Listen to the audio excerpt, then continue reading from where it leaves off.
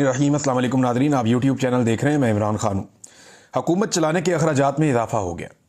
यानी जो पाकिस्तान की हुकूमत चलती थी इमरान खान साहब के दौरे हुकूमत में, उस वक्त जो हुकूमत चलाने के अखराजात थे वो 547 अरब रुपए थे, और अब इस वक्त वो अखराजात बढ़ के 892 अरब रुपए हो गए। लगभग 900 अरब रुपए के करीब अखराजात बढ़ चुके हैं। अब ये लोग तो आए थे हुकूमत में ये कहते हुए कि हम हुकूमती अखराजात कम करेंगे, हम अपने खर्चे कम करेंगे, पाकिस्तान में महंगाई को कम करेंगे, हालात को बेहतर करेंगे, लेकिन ये हो नहीं पाया। पाकिस्तान में हज़ारों लोगों को नौकरियों से फारिग कर दिया, प्राइवेट कंपनी से भी लोग निकाले जा रहे हैं। सरकार ने कई महकमों से लोगों को निकाला है, हाउसिंग के महकमे से लोगों को, बेशुमार लोगों को फारिग किया गया। अभी हाल ही में आपने देखा यूटिलिटी स्टोर्स के जो मुलाजमीन हैं वो एहतजाज कर रहे थे, उनको भी नौकरियों से फारिग किया गया। कुछ महकमे बंद कर दिए गए सिर्फ इसलिए कि वहाँ से लोगों को नौकरियों से फारिग करना था ताकि अखराजात कम किए जाएं। उसके अलावा जो हेल्थ वर्कर्स हैं उनको पंजाब में बहुत बड़ी तादाद में फारिग किया गया। लेकिन इसके बावजूद बजाय इसके कि हुकूमती अखराजात कम होते, यानी ये कर ये रहे हैं कि आम आदमी को फारिग कर रहे हैं, उसको बेरोज़गार कर रहे हैं, उसके लिए हालात को मुश्किल बना रहे हैं, और अपने अखराजात अल्ले तलल्ले अपने बढ़ाते जा रहे हैं, अपना खर्चा जो है वो बढ़ाते जा रहे हैं। और यहाँ तक बढ़ा दिया कि 547 अरब से बढ़ के 892 यानी लगभग 900 अरब रुपए के करीब जो हुकूमत चलाने का खर्चा है वो हो चुका है।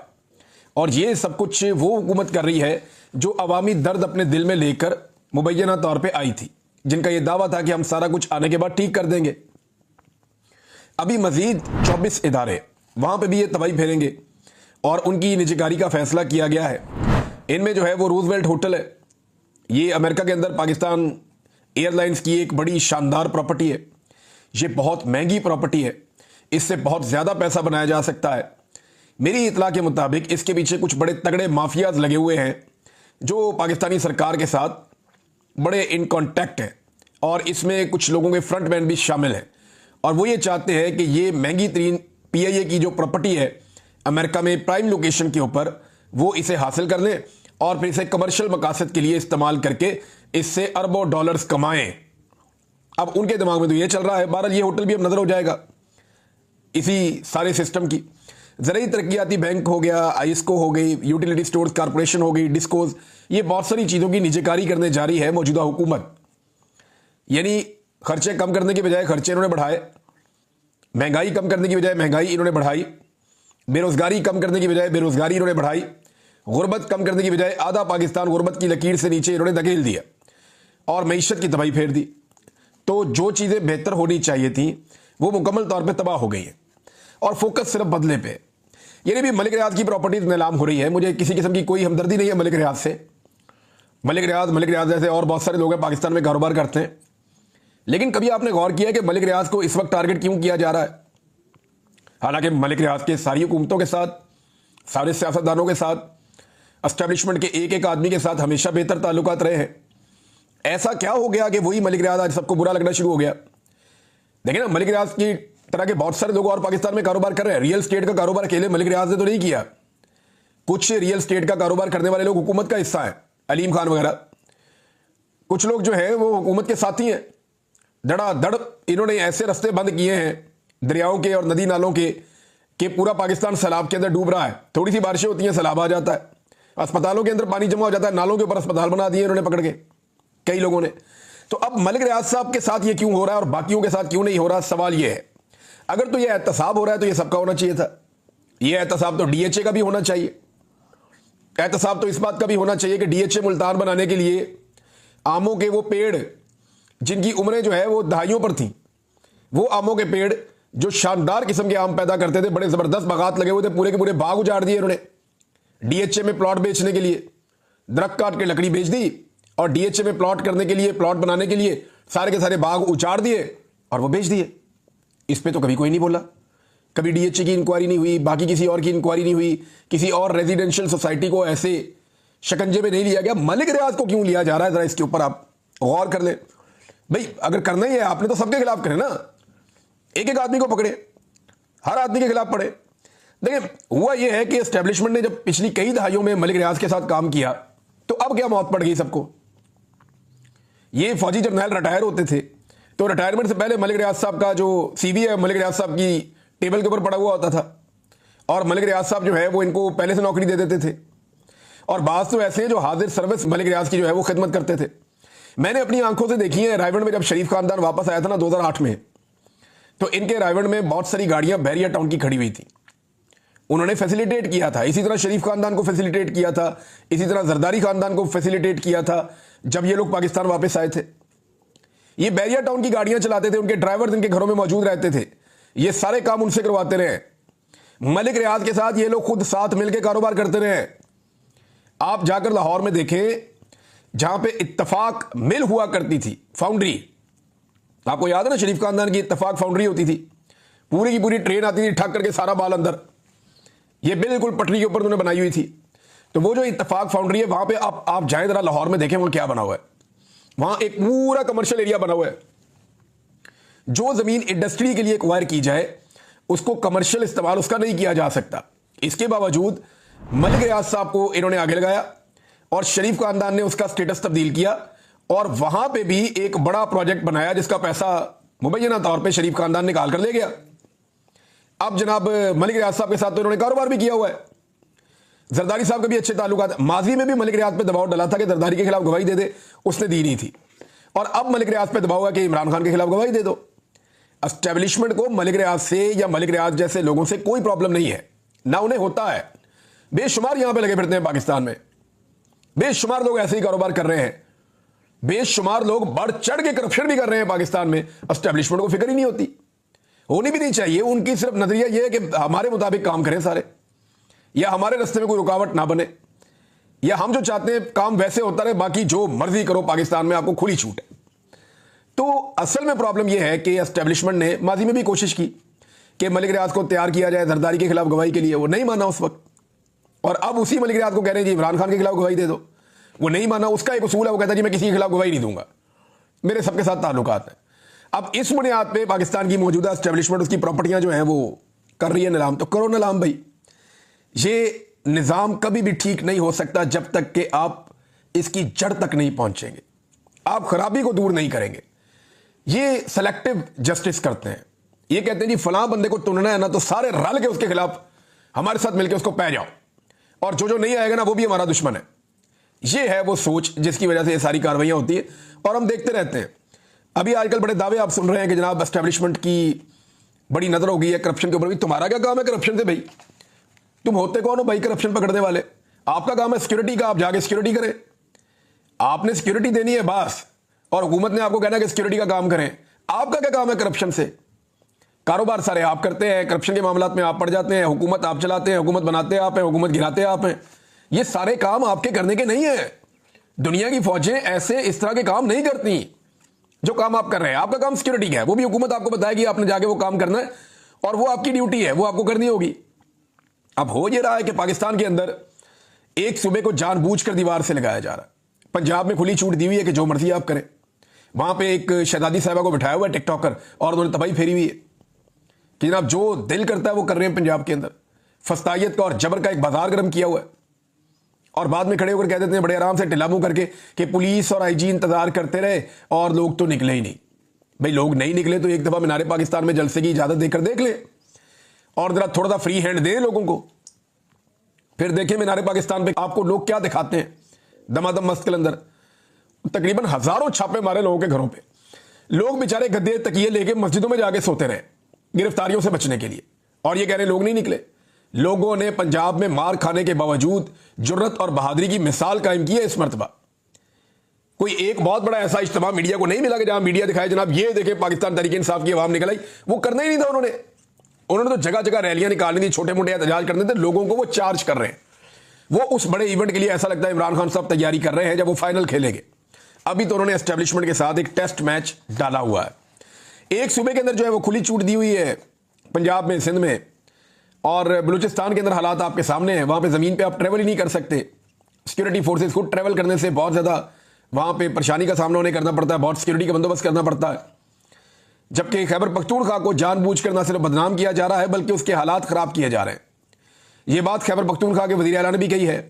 और 2022 में रजीम चेंज के बाद तहरीक तालिबान पाकिस्तान को लाया गया खैबर पख्तूनख्वा में बाई डिज़ाइन, और यह बात जनरल बाजवा के हवाले से बाकायदा क्लेम की गई कि जनरल बाजवा ने कहा था कि 3 साल तक तालिबान को अगर हम रखेंगे टीटीपी को खैबर पख्तूनख्वा में तो पीटीआई तबाह हो जाएगी। और अब वो कंट्रोल से बाहर होते जा रहे हैं, काबू नहीं आ रहे। बलूचिस्तान के भी हालात खराब है। इसमें डॉक्टर अमजद हैं, इनका ताल्लुक है पाकिस्तान तहरीक इंसाफ से। ये बड़ा बोल्ड बोलते हैं। उन्होंने इस पे सवाल एक उठाया, उन्होंने कहा जी 10 लाख फौज है और ये 5000 खवारिज हैं। ये 10 लाख की फौज ये 5000 खवारिज को बॉर्डर पे कंट्रोल क्यों नहीं कर सकती? कैसे ये 200 लोग बॉर्डर पार करके आते हैं, यानी 200 100 लोग इकट्ठे आ जाते हैं बॉर्डर पार करके। ये मावल खसूसी भी हैं, डॉक्टर अमजद और मेंबर सूबाई असेंबली भी है। इन्होंने असेंबली में खड़े होकर यह सवाल उठाया और बड़ा जायज सवाल है कि भाई दहशतगर्द बॉर्डर क्रॉस करके पाकिस्तान में कैसे और ये कैसे आए। ये किस्सा सारा आपको पता चल जाता है। आप मुराद सईद का जो ट्विटर अकाउंट है वो 2022 से लेकर जून 2022 से लेकर अब तक आप वो सारा पढ़ लें, आपको समझ आ जाएगी ये खेल हुआ क्या था और ये दहशतगर्दी किस डिजाइन के तहत किस तरीके से पाकिस्तान में लाई गई है और इसका मकसद क्या है।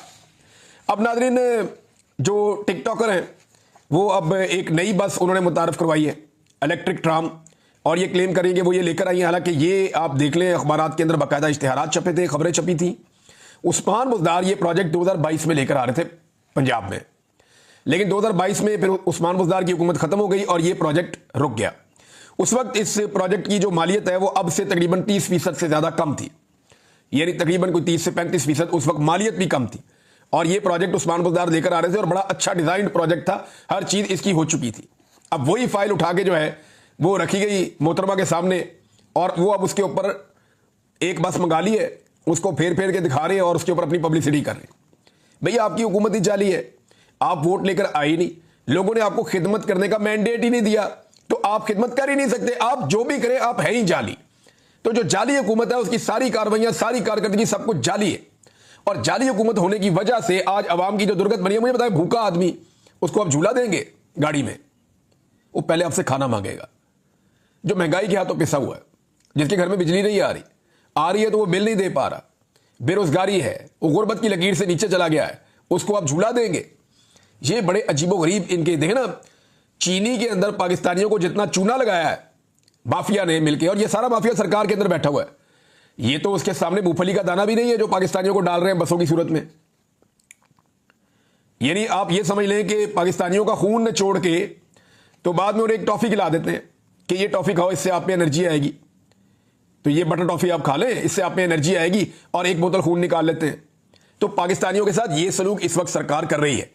ये मनसूबे भी पिछली हुकूमत के थे और भी दीगर मनसूबे थे। वो रूडा वाला मनसूबा भी उस्मान बुज़दार की हुकूमत का था, कुछ और मनसूबे भी उस्मान बुज़दार की हुकूमत के थे। अभी ये सिर्फ तख्तियाँ लगाने पर लगे हुए हैं। इमरान खान साहब ने जो लोगों के घर बनाने के लिए प्रोजेक्ट बनाया था, उसके बहुत सारे मेरे पास शवाहिद आए, बहुत सारे लोगों ने वीडियोस बना कर भेजी।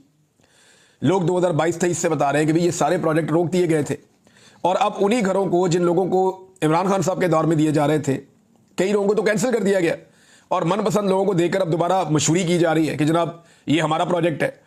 भाई इतनी जल्दी तो प्रोजेक्ट ऐसे नहीं होता। ये इमरान खान साहब के दौर के प्रोजेक्ट हैं जो मुकम्मल होने थे, कोई 2022 में, कोई 2023 में, लेकिन ये हुकूमत अब सिर्फ तख्तियां लगा रही है। थोड़े दिन पहले मैंने आपको एक वीडियो दिखाई थी जिसमें एक तख्ती के ऊपर दूसरी तख्ती लगाई हुई थी। एक चीज इमरान खान साहब के दौर में बनी हुई है, इमरान खान साहब की तख्ती लगी हुई है, उसके ऊपर लाके शहबाज शरीफ साहब की तख्ती चिपका दी गई थी। वो बंदे ने ऊपर वाली तख्ती उतार के दिखाया कि नीचे पहली तख्ती लगी हुई है। ये प्रोजेक्ट पहले हो चुका है। अब आप अंदाजा करें कि ये सूरत हाल चल रही है। नाज़रीन, ये मियां अबाद फारूक ने दोबारा ट्वीट करके बताया कि उनके भाई को अभी कुछ पता नहीं चल रहा था उनके भाई का, और बहुत परेशानी है इस हवाले से। जो मियां शहजाद फारूक है उसके ऊपर अब एक सीसीटीवी फुटेज आई है, उसमें देखा जा सकता है कि सादा कपड़ों में कुछ लोग हैं, कुछ लोग नकाबपोश हैं, वो जाते हैं और जाकर मियां शहजाद फारूक पे बदतरीन तशद्दुद करते हैं और उसको मारते हुए फिर ले जाते हैं। और नकाबपोशों के साथ वहां पे कुछ वर्दी वाले भी देखे गए, जो यूनिफॉर्म वाले लोग हैं वो भी वहां खड़े थे। ये पाकिस्तान के अंदर जुल्म है, फस्तायत है और ये जबर पाकिस्तान के अंदर चल रहा है। क्या ऐसे कोई भी मुल्क चल सकता है? इस नफरत के साथ एक दुकान नहीं चलती जिस नफरत के साथ मुल्क चलाया जा रहा है। और ये सब कुछ पाकिस्तान की मिलिट्री एस्टेब्लिशमेंट कर रही है। उन्हें समझना पड़ेगा उनका चूरन इस तरह नहीं बिकना।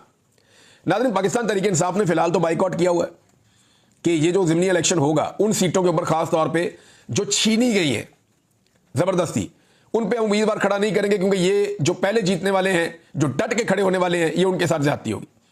लेकिन हमाद अगर अपने वालिद की सीट से खड़े होंगे और वो इलेक्शन लड़ने के लिए उन्हें कागजात जमा भी करवाए, क्योंकि ये वो वाला ज़िमनी इलेक्शन नहीं है जिसको छीना गया हो सीट को। ये वो ज़िमनी इलेक्शन है जो उनके वालिद के इंतकाल के बाद हो रहा है, तो इसकी सूरत मुख्तलिफ है। अब लाहौर में कैसा इलेक्शन होगा मुझे कोई कहने की या बताने की ज़रूरत नहीं है, हम सभी जानते हैं कि कैसा इलेक्शन होने जा रहा है और उसका नतीजा क्या होगा। नाज़रीन, गज़ा में मैं हर दफ़ा बात करता रहता हूँ गज़ा के बारे में, हम सबको इस पर बात करते रहना चाहिए और दुनिया में आवाज़ उठानी चाहिए। गज़ा में जुल्म हो रहा है, वहाँ बच्चे भूखे हैं और 28,000 से ज़ायद बच्चे इस वक्त शदीद ग़ज़ाई किल्लत का और भूख का शिकार है। रोज़ाना कई ऐसे लोग शहीद हो जाते हैं जो खाने का इंतज़ार कर रहे थे या भूख से फौत हो गए थे। बहुत सारे बच्चे भूख की वजह से दुनिया से चले गए और सब बच्चे तकरीबन ग़ज़ाई किल्लत का शिकार हैं, लेकिन 28,000 बच्चे इंतहाई ख़तरे में हैं और उनके लिए कोई काम नहीं हो रहा, बल्कि कुछ यूरोपीय ममालिक ने एयर ड्रॉप किया है, हवा से जहाज़ों के ज़रिए से खुराक गिराई है, वो नाकाफ़ी है। हज़ारों ट्रक खड़े हुए हैं इमदादी, लेकिन इसराइल उनको जाने की इजाज़त नहीं देता और पूरे गज़ा पे कब्ज़ा करने का उन्होंने मंसूबा बनाया हुआ है। नाज़रीन, रशिया के मामले पे अमेरिका लगातार दबाव बढ़ा रहा है और अमेरिका ने चाइना को भी कह दिया कि हम टैरिफ बढ़ा देंगे अगर चाइना ने रशिया के साथ ट्रेड बंद ना की तो। इंडिया को भी कहा और इंडिया के खिलाफ उन्होंने टैरिफ बढ़ाकर 50% तक कर दिया कि अगर इंडिया ट्रेड बंद नहीं करता रूस के साथ तो ये होगा। इंडियन हुकूमत ने जो है वो हकीकी आज़ादी का नारा लगा दिया। नरेंद्र मोदी ने भी वही कहा जो इमरान खान साहब ने कहा था। उसने कहा जी जो हम फैसला करेंगे अपने मुल्क के मफाद में करेंगे और हम देख रहे हैं हमारे मुल्क का मफाद क्या है, हमारे लोगों का मफाद क्या है। 1.5 अरब की हमारी आबादी है, हमने उन्हें पालना है, तो हम अपनी जो तजारत है वो उसी हिसाब से करेंगे। तो अमेरिकन फैसले पे उनको एतराज़ हुआ, लेकिन अमेरिका इसको एक हथियार के तौर पे तजारत को इस्तेमाल कर रहा है, ट्रेड को, जैसा कि डोनाल्ड ट्रंप ने कहा था कि मैं ये कर सकता हूं। और वाकई डोनाल्ड ट्रंप ने आउट ऑफ द बॉक्स आके ये काम किया, यानी पाकिस्तान अमेरिका के खिलाफ कोई काम नहीं कर रहा, हर काम अमेरिका की मर्जी से कर रहा है। बल्कि कोई काम करने वाला भी होता है तो अमेरिका से मुझे तो ऐसा लगता है जैसे जाके ये इजाज़त मांगते होंगे। अभी आर्मी चीफ दोबारा अमेरिका जा रहे हैं, सेंटकॉम का वो कमान में तब्दीली है, वो उस लिए आर्मी चीफ अमेरिका दोबारा जा रहे हैं। इससे पहले भी गए थे, डोनाल्ड ट्रंप से एक मुलाकात भी हुई थी। लेकिन पाकिस्तान पूरी तरह से अमेरिका के ज़ेरे तसल्लुत है। इंडिया ने अब वो किया जो इमरान खान ने किया था 2022 में। तो सवाल ये पैदा होता है कि क्या इंडिया में नरेंद्र मोदी ने जो किया है अमेरिका के बारे में, इसके बाद नरेंद्र मोदी के लिए हालात मुश्किल होंगे या आसान रहेंगे? क्या वहां की फौज ये मामला सियासतदानों को हल करने देगी या वो मुदाखलत करेगी? क्या वहां भी कोई जनरल बाजवा सामने आएगा, जनरल नदीम अंजुम सामने आएगा? क्या वहां का भी ISPR जो है वो निकल के अब दुश्मनी शुरू कर देगा मोदी सरकार के साथ कि ये अमेरिका से लड़ रहे हैं? ये बड़ा सवाल है ना। ये सारा कुछ इंडिया में नहीं, ये पाकिस्तान में होता है और इसीलिए पाकिस्तान इंडिया से पीछे रह गया है बदकिस्मती से। नादरीन, इस वीलॉग को यहां रोकते हैं, नेक्स्ट वीलॉग में कुछ और खबरें आपके सामने रखते हैं। अब तक के लिए इतनी, अपना